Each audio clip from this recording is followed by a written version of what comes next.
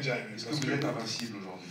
Non, je travaille encore pour devenir invincible. D'accord. C'est quand l'invincibilité? Je sais pas, j'attends. Bon.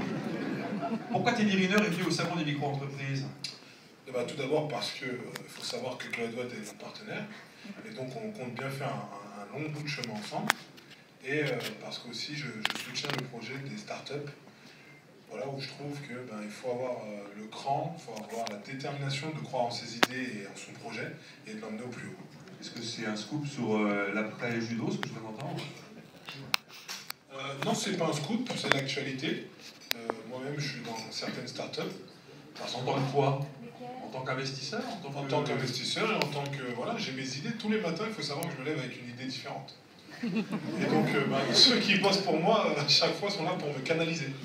Quelle start-up?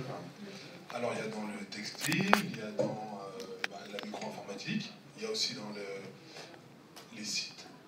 Il y a beaucoup de choses, je ne vais pas vous dire, mais... Les sites internet? Business, hein. Les sites internet. Donc, le e-commerce aussi. Donc Teddy Riner fait également du business, ça marche plus? Oui, je sais pas, ça marche? Ah ça y est, ça revenu. Si, c'est bon, c'est bien qu'il fonctionne. Ouais. Donc Teddy Riner fait du business? Non. Teddy Riner est un entrepreneur. Business, on a le temps encore. C'est-à-dire entrepreneur, c'est pas parce que... Non, j'aime pas le mot business. Non, c'est pas parce qu'on a des sous qu'on prend des tickets dans des boîtes qu'on est entrepreneur. Non mais attention, moi je ne mets pas des tickets dans des boîtes. Je crée mes idées, je les pousse. C'est deux choses différentes. Ce sont des startups... À aucun moment je vous ai dit que je mettais des billes. J'ai investisseur quand même. Parce que j'investis dans mes projets. D'accord, mais donc c'est Made in Riner, les entreprises. Oui, bien sûr. D'accord, il y a des startups. Vous mettez la chair avant les bœufs. La chair avant les bœufs. Alors j'ai une question toute bête. Attention, ça va se terminer en judo. J'ai une question toute bête, qu'est-ce que c'est que le cloud computing? Alors, bonne question. Il y a de la salle qui ignore ce que c'est que le cloud computing. On pense comme ça que tout le monde sait ce que c'est. Vous savez pas ce que c'est le cloud computing? Alors ça certains ont dit non, voilà. Donc vous savez vos données que vous avez sur vos ordinateurs, au lieu de les garder sur votre ordinateur, on va schématiser tout ça. Il y a un nuage, vous les envoyez vers ce nuage, et toutes vos données sont sauvegardées. Et chez CloudWatt, on fait tout ça. Ça s'appelle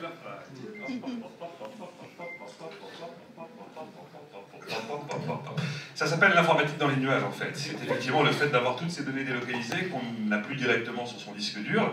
Et notamment, ça va bien au-delà, c'est un véritable business, puisque après on arrête tout simplement de posséder des logiciels pour n'en payer que l'usage. C'est exactement l'idée du quaternaire de l'économie où on arrête d'acheter sa voiture pour n'en payer que l'usage en vivant par la location. C'est un nouveau modèle économique et un nouveau modèle de société. Le président de la République vient de comprendre ça la semaine dernière. Il en a fait état lors d'une conférence de presse, j'étais fasciné.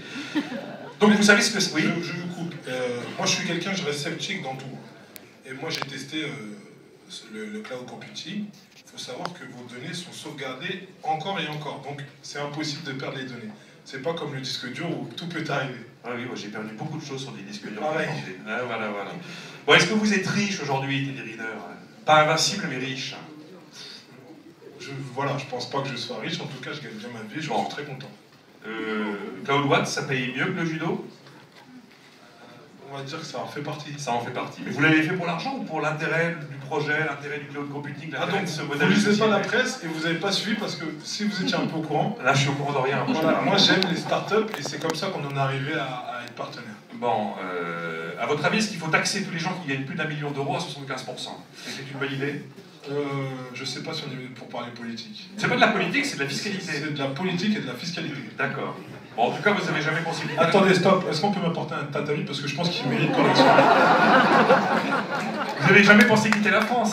Non, je suis très bien en France, je paye mes impôts en France, et ça se passe très bien. Bon, très bien. À votre avis, quels sont... Et vous payez plus d'1 million? Ah non, moi je gagne moins d'1 million d'euros. Est-ce que vous êtes d'accord sur les 75%?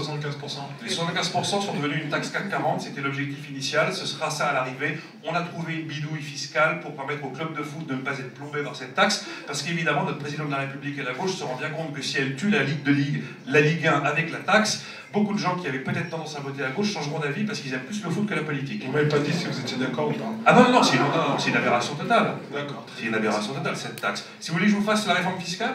Non, c'est bon. Vous pouvez y aller si vous voulez. Sciences Po s'en charge. D'accord. Sciences Po s'en charge? Ok. À votre avis, quelles sont une marque, une grande marque, un mariage Thales-Orange dont on a beaucoup parlé, décide que vous allez être leur ambassadeur? Pour quelles raisons est-ce qu'ils vous ont choisi, à votre avis? Quelles sont les valeurs que vous incarnez? Déjà, dans mon sport, il y a un code moral qui qui est assez ressemblant avec l'éducation qu'on reçoit. Et par rapport au projet de CloudWatt, qui est vraiment au départ une start-up, ben, le fait de s'être associé déjà à moi, c'est que ben, derrière, moi, je vais pousser, je vais aider, et surtout, ben, je crois en ce projet. Mais avant tout, le truc, il est tout simple, c'était au jeu. Je parlais de mes projets, je parlais que ben, j'aimais les startups, et Pierre Papron, qui est au bout, ben, il m'a appelé, il m'a dit, voilà, j'ai entendu ta voix, et on aimerait croire en l'idée et s'associer à toi. Voilà. D'accord.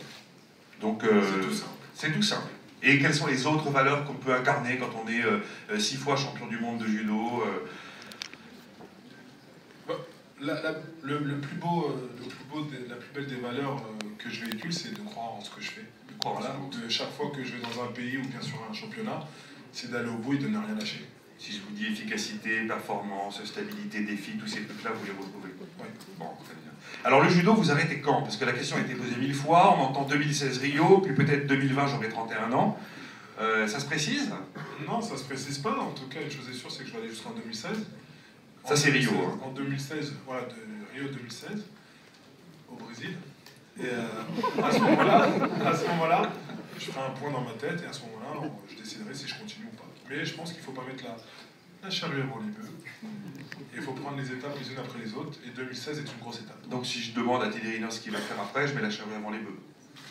Alors, sur le plan sportif ou sur, Non, non, à 31 ans, la vie commence. Enfin, moi j'en ai 44, j'ai le sentiment que j'ai du temps encore. Donc, Une chose est sûre, c'est que j'ai pas attendu d'avoir 24 ans pour avoir fait un peu de commerce à côté. Ouais. Le spectacle, c'est possible. J'ai lu créer une ligne kimono Riner. Alors ça, c'est de la publicité mensongère parce que pour l'instant, c'est encore dans les tuyaux, on pose dessus. Ah non, personne n'en a parlé. J'ai entendu. Ah si, puisque j'en ai entendu parler. Mais je suis au courant de rien. Allez, quel est le conseil qu'un sportif de haut niveau donne à un start-upper, à quelqu'un qui est venu au salon des micro-entreprises, qui est venu chercher des réponses à des quantités de questions qui se posent, et Dieu sait si elles sont nombreuses? De ne rien lâcher, d'être courageux. Et puis voilà, même s'il va y avoir des petites embûches sur ce chemin, ne rien lâcher. Croire en son projet, voilà. Allez, pour terminer, de quoi est-ce que vous êtes le plus fier, Teddy Riner? De tout ce que je fais, de ma première médaille mondiale jusqu'à la dernière. Et qu'est-ce que vous ne referiez pas? S'il y avait des erreurs à faire, je les referais. D'accord. Et enfin, la question qu'on pose à tous les candidats de la BFM Academy qu'on va retrouver dans un instant, quel est le don que vous aimeriez avoir? Voler. Merci. Dans les nuages, hein. Dans les nuages.